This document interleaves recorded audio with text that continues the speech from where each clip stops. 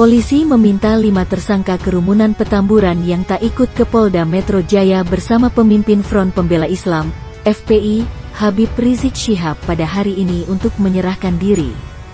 Kabid Humas Polda Metro Jaya Kombes Pol Yusri Yunus menyatakan jika tak mau menyerahkan diri, polisi akan menangkap mereka. 5 tersangka itu kita kasih 2 opsi. Pertama, menyerahkan diri sama dengan MRS, Rizik Syihab, atau opsi kedua kami tangkap, ujar Yusri ketika dihubungi, Sabtu, tanggal 12 Desember tahun 2020. Rizik Syihab beserta 5 orang lainnya ditetapkan sebagai tersangka pada Kamis, tanggal 10 Oktober tahun 2020. Dari hasil gelar perkara menyimpulkan, ada 6 yang ditetapkan sebagai tersangka. Yang pertama sebagai penyelenggara saudara MRS sendiri, disangkakan pasal 160 dan 216 KUHP, kata Yusri, Kamis. Selain Rizik, 5 orang lainnya yang ditetapkan jadi tersangka adalah Ketua Panitia Maulid Nabi dan Pernikahan Putri Rizik berinisial HU, Sekretaris Panitia berinisial A, dan penanggung jawab bidang keamanan, MES.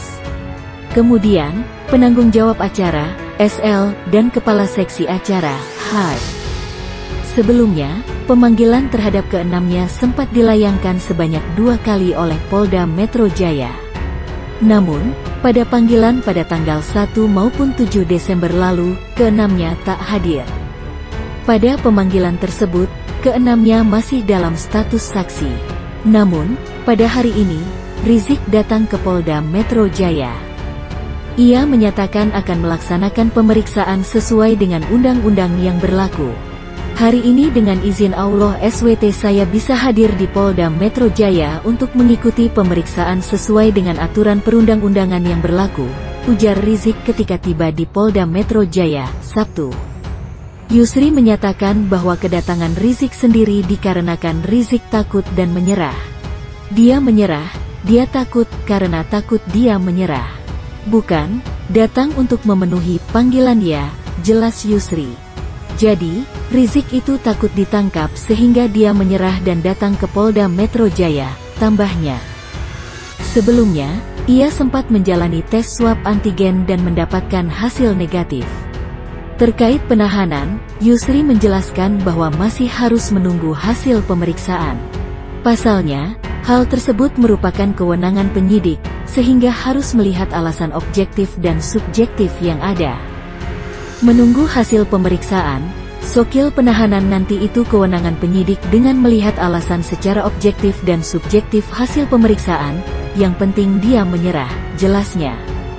Pada tanggal 14 November tahun 2020, Rizik menggelar acara pernikahan putrinya, Safira Najwa Syihab, yang kemudian dilanjutkan dengan acara Maulid Nabi pada hari itu. Kala itu, panitia memperkirakan jumlah tamu yang hadir mencapai 10.000 orang. Kerumunan yang ditimbulkan dalam acara Rizik tersebut berbuntut panjang. Kapolda Metro Jaya Irjen Nana Sujana dan Kapolda Jawa Barat Irjen Rudi Sufahriyadi dicopot dari jabatannya karena dinilai lalai dalam menegakkan protokol kesehatan. Tidak hanya itu, Polda Metro Jaya juga memanggil Gubernur DKI Jakarta Anies Baswedan untuk dimintai klarifikasi. Pemanggilan juga dilakukan terhadap Wali Kota Jakarta Pusat Bayu Megantara, Camat Tanah Abang Yasin Pasaribu, Kepala KUA Tanah Abang, Babin Kamtipmas, serta perangkat RT dan RW terkait. Polda Metro pun melakukan pemeriksaan lanjutan terhadap panitia Maulid Nabi dan pernikahan Putri Rizik hingga Wakil Gubernur DKI Jakarta, Ahmad Riza Patria.